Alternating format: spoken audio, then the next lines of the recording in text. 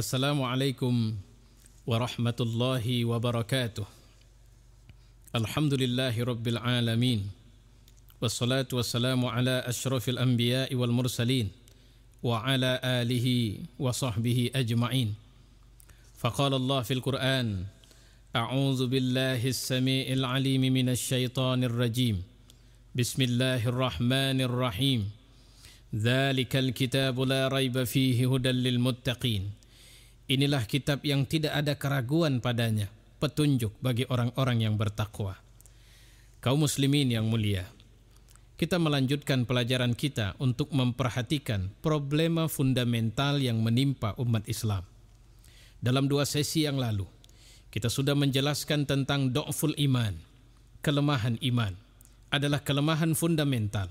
Du'ful aqidah, kelemahan keyakinan mereka bahwa Allah adalah Tuhan mereka, bahwa Allah adalah sembahan mereka, bahwa Allah adalah Rabb mereka. Sehingga akibatnya dalam kehidupan, tidak sedikit umat Islam yang menjadikan syahwat sebagai Tuhan mereka, sebagaimana yang disindir Allah dalam Al-Quran. Afara'aita man ittakhadha ilahahu hawah. Tidakkah kau tahu orang-orang yang telah menjadikan hawa, keinginan mereka sebagai Tuhan mereka? Kecenderungan yang datang dari syahwat mereka lah Tuhan mereka. Apa yang dibesar-besarkan oleh syahwat mereka lah Tuhan mereka. Manusia-manusia seperti inilah yang ketika dia hidup di seluruh lini kehidupan, ketika dia jadi pejabat maka dia akan otoriter. Ketika dia jadi pengusaha maka dia hanya berfikir bagaimana untuk menumpuk harta kekayaan, tidak memikirkan bahwa sebenarnya pada sebahagian hartanya itu ada rezeki Allah orang miskin yang Allah titipkan kepada mereka. Dalam kondisi seperti inilah, kalau dia menjadi seorang guru, dia terlepas dari beban ruh pendidikan itu sendiri. Kalau dia menjadi seorang tua, maka dia mengira bahwa amanat adalah di mana dia menyekolahkan anaknya, membelikan baju, memberikan makan, tidak memberikan keterampilan atau kepribadian yang baik kepada anaknya dengan contoh-contoh pendidikan yang dia miliki. Demikianlah kalau itu terjadi pada seorang perempuan, kecantikan yang dimilikinya, dia mengira bahwa kecantikan itu adalah sesuatu yang harus dipertontonkan kepada orang banyak. Na'udzubillahi min dzalik. Betapa perih dan sedihnya hati kita melihat muslimah-muslimah kita yang cantik-cantik, yang ayu-ayu itu, ternyata mereka terjebak pada kubangan mengikut hawa dan syahwat mereka, yang berakibat pada satu sisi, di mana betapa rendahnya mereka pada tatapan laki-laki, karena laki-laki hanya menatap mereka untuk mengambil dan mengeksploitasi mereka, memuaskan syahwat mereka. Dalam kondisi seperti inilah kita melihat kalau hitungannya adalah ikut serta terjebak kepada penyembahan kepada setan, penyembahan kepada jin dan sebagainya.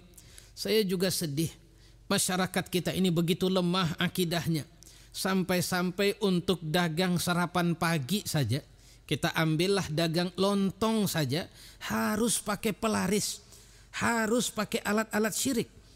Kalau saja dagang lontong yang cuma satu hari untung 40 atau 100 ribu yang diambil, juga harus mengabdi kepada selain Allah, juga harus menyandarkan keyakinan mendapat rezeki lebih banyak pada selain Allah. Bagaimana kalau umat ini harus mengurusin urusan yang lebih besar lagi? Wajarlah kalau jabatan didapat maka umat semakin jauh. Mereka mengira bahwa kalau mereka dekat kepada Allah, mereka menjadi muslim yang takwa, muslim yang soleh, maka rezeki mereka, maka pengaruh mereka, maka wibawa mereka, popularitas mereka akan hilang. Kalau menjadi artis yang dekat kepada agama, yang melakukan tindakan-tindakan hidup sesuai dengan aturan agama, maka tidak akan dikenal lagi, tidak mau didengar orang lagi, tidak mau dilihat orang lagi. Inilah waham yang dimunculkan oleh setan dan bala tentaranya kepada umat Islam, sehingga menyebabkan keroposnya fundamen agama mereka, yaitu keyakinan kepada Allah Subhanahu wa ta'ala. Yang mulia jamaah, kalau fundamen satu bangunan sudah rapuh, bayangkan sependek atau setinggi apapun, sekukuh apapun tiang-tiang yang ada di atasnya, cepat atau lambat akan mengalami keruntuhan. Kenapa? Pondasinya rapuh, pondasinya lemah. Padahal otak kita saja sudah bisa menerima bangunan semakin tinggi, orang sekarang buat pondasi semakin menghujam ke dalam bumi. Semakin tinggi bangunan yang mau dibangun, semakin menghujam pondasinya ke dalam bumi. Itu artinya bahwa dalam beragama, pondasi beragamanya umat Islam adalah keyakinan bahwa Tuhan mereka adalah Allah dan Muhammad SAW Rasul mereka.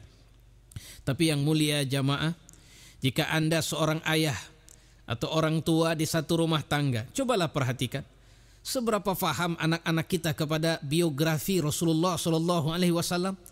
Seberapa mengerti mereka sekarang dengan jejak perjuangan dakwah jihad Rasulullah. Seberapa faham mereka dengan akhlak-akhlak Rasulullah. Ini menunjukkan betapa lemahnya kita dalam memberikan upaya untuk membangun akidah anak-anak kita. Inilah problem yang pertama. Adapun problem fundamental yang kedua adalah du'fut tarbiyah, bahwa umat ini lemah dari sisi pendidikan. Iya, kita belajar sholat tapi masih malas sholat. Iya, kita kaya dan belajar tentang betapa luar biasanya kalau kita berinfak, tapi ternyata kita masih kikir. Iya, kita tahu bahwa keikhlasan lah yang akan melahirkan pahala dari amal-amal soleh kita, tapi ternyata amal kita masih bercampur dengan riya, bercampur dengan sum'ah, bercampur dengan keinginan dipuji dan dipuja orang banyak. Kita lemes kalau kita buat baik orang gak ada ngelihat. Kita gembira dan senang, rasanya hebat kalau semua orang puji dan nepuk tangan sama kita. Kita merasa baru bekerja benar kalau semua orang mendukung kita. Tapi kalau tidak ada yang mendukung kita, kita menganggap bahwa kerjaan kita ini salah, yang benar adalah semua orang. Ukurannya bukan apa kata mayoritas. Al-haqqu mir rabbik fala takunanna minal mumtarin. Kebenaran itu datang dari Allah dan janganlah kalian tergolong kepada orang yang ragu terhadap kebenaran itu. Jamaah yang mulia, keterbatasan waktu menyebabkan kita harus membahas ini pada pelajaran selanjutnya. Insya Allah kita ketemu lagi. Wassalamualaikum warahmatullahi wabarakatuh.